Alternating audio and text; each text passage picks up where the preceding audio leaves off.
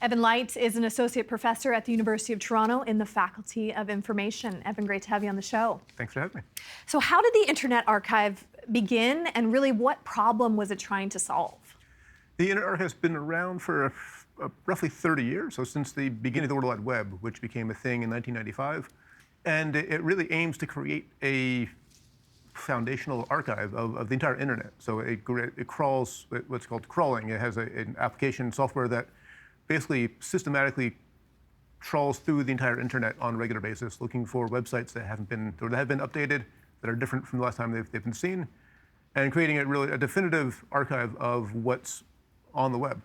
So why do we need, Evan, a digital archive in 2026 when it feels like everything online is just going to be online? A couple reasons. Everything that's online is online because the power's turned on. If the power gets turned off, then things might vanish.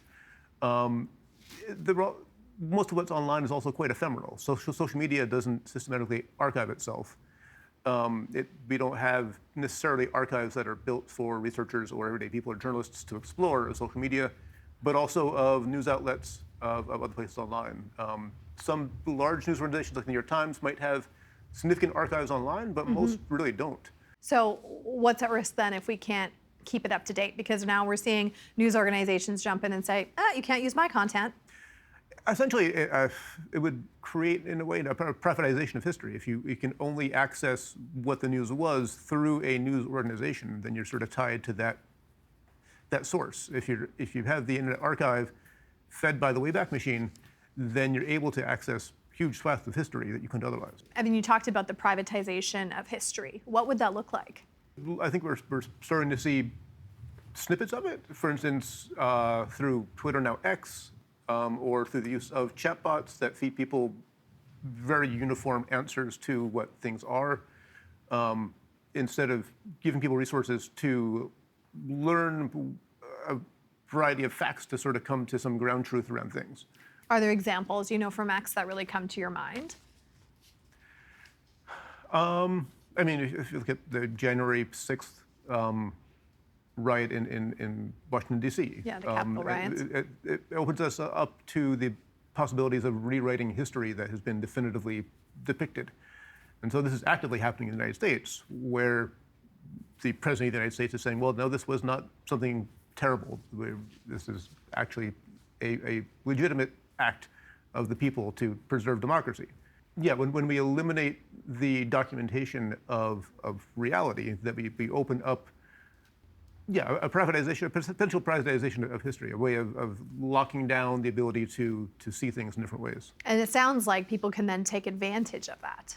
Definitely. When you create a vacuum of information and then you plop down a definitive way of understanding things, then people say, oh, I guess this is reality. I also wonder, we often hear, if we don't know about our history, it's bound to repeat itself on the negative side. Are you worried about that at all? Oh, definitely. Definitely. I think that, especially given, I think on the internet, there's so many different places for people to express themselves and to create news and that exists in different ways that's not entirely corporate. Creates a huge diversity of viewpoints that people can look into and value. But when you don't have that, and you don't have that preserved, especially in a society where news media is increasingly consolidated and heavily controlled by large corporations that replicate news stories. They might do an interview with me, and then that interview is then fed to 100 different websites, 100 different newspapers, 100 different radio stations.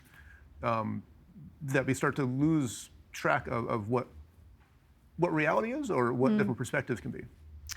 Our show is all about misinformation and disinformation. How do archives and libraries, whether it's digital or real, really protect against that? I think our archives and libraries, whether they're online or physical things, really serve that they try and maintain not necessarily an authentic, uniform understanding of what the truth is, but provide people with the resources so that they can understand truth for themselves.